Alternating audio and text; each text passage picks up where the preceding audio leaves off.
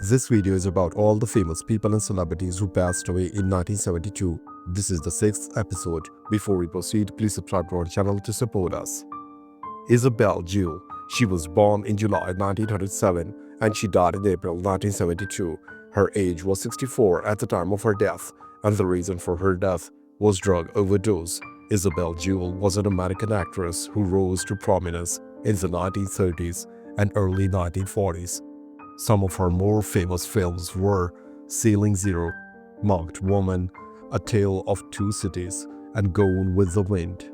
After years in theater stock companies, including an 87-week stint in Lincoln, Nebraska, she got a part on Broadway in Up Pop's The Devil in 1930.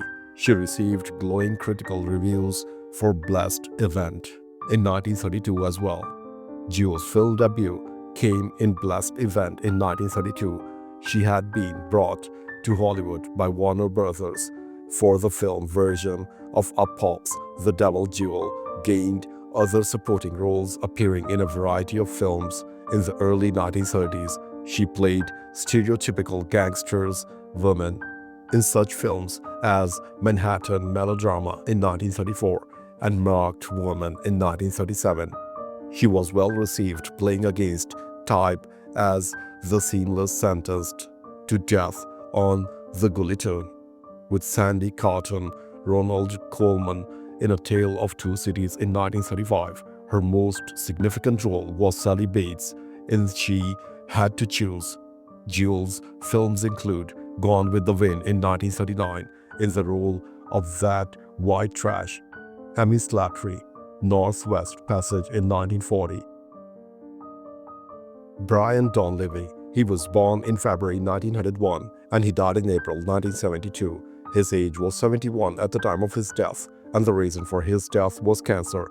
He was an American actor who was noted for playing dangerous and tough characters, usually appearing in supporting roles. Among his best-known films are Bogaste in 1939, The Great McGinty in 1940, and Wake Island in 1942 for his role as the sadistic Sergeant Markov in Bogaste. He was nominated for the Academy Award for Best Supporting Actor. He starred as a United States Special Agent Steve Mitchell in the radio-television series Dangerous Assignment. His obituary in the Times newspaper in the United Kingdom said, "Any consideration of American film noir of the 1940s would be incomplete without him."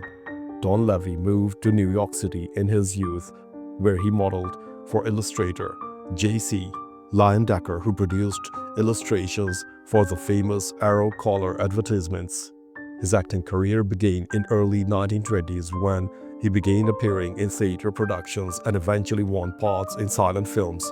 He had small roles in the silent films Jamestown in 1923, Damaged Hearts in 1924, The Eve of Revolution in 1924, and The School for Wives in 1925.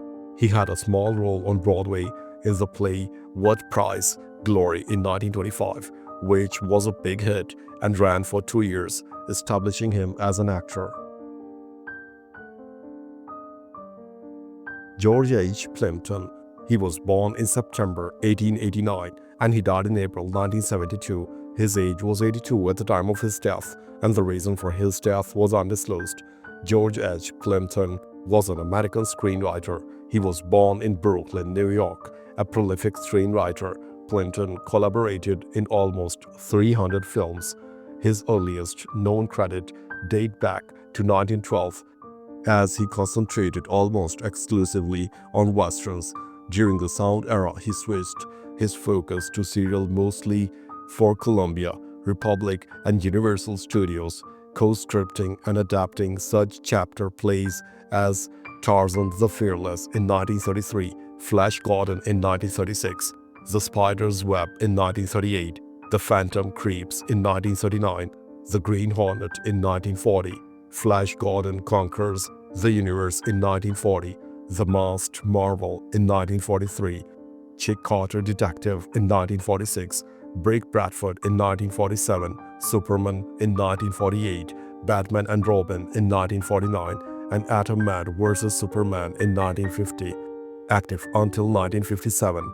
He also was one of the principal writers of Columbia's Durango Kid and Jungle Jim series. He died in Bakersfield, California at the age of 82. J. Edgar Hoover. He was born in January 1895 and he died in May 1972. His age was 77 at the time of his death, and the reason for his death was heart attack.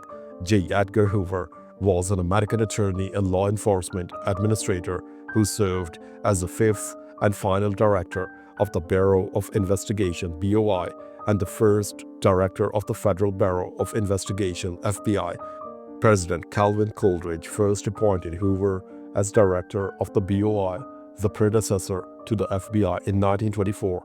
After 11 years in the post, Hoover became instrumental in founding the FBI in June 1935, where he remained as director for an additional 37 years until his death in May 1972, serving a total of 48 years leading both the BOI and the FBI under 8 presidents.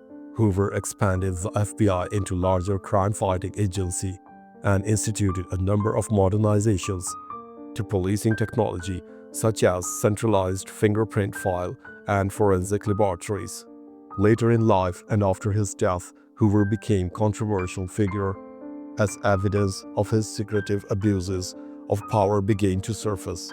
He was also found to have routinely violated both the FBI's own policies and the very laws which the FBI was charged with enforcing, to have used the FBI to harass and sabotage political dissidents, and to have extensively collected information on officials and private citizens, including illegal surveillance, wiretapping, and burglaries. Photography. He was born in March 1892 and he died in April 1972. His age was 80 at the time of his death, and the reason for his death was undisclosed. He was an American composer, arranger, pianist, and instrumentalist. He is best known for his 1931 5-movement symphonic poem Grand Canyon Suite and for orchestrating George Gershwin's Rhapsody in Blue for its 1924 premiere.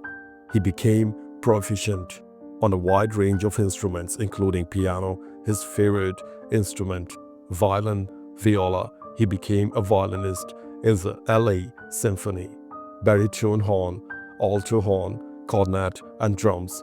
This command of musical instruments and compositions gave him the foundation to become first an arranger of other composers' music and then a composer in his own right.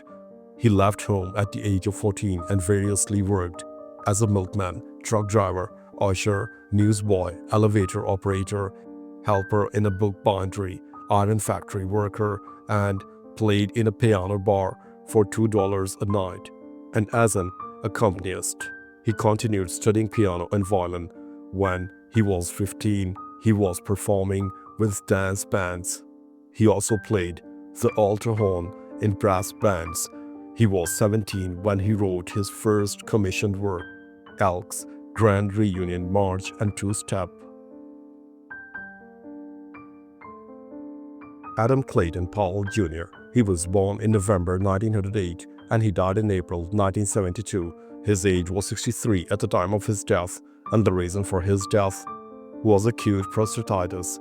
Adam Clayton Powell Jr. was an American Baptist pastor and politician who represented the Harlem neighborhood of the New York City in the United States House of Representatives from 1945 until 1971. He was the first African American to be elected to Congress from New York, as well as the first from any state in the Northeast. He re-elected for nearly 3 decades. Powell became a powerful national politician of the Democratic Party and served as a national spokesman on civil rights and social issues. He also urged United States presidents to support emerging nations in Africa and Asia as they gained independence after colonialism.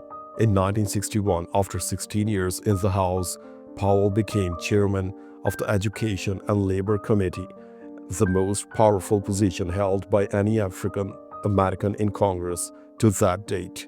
As chairman, he supported the passage of important social and civil rights legislation under Presidents John F. Kennedy and Lyndon B. Johnson.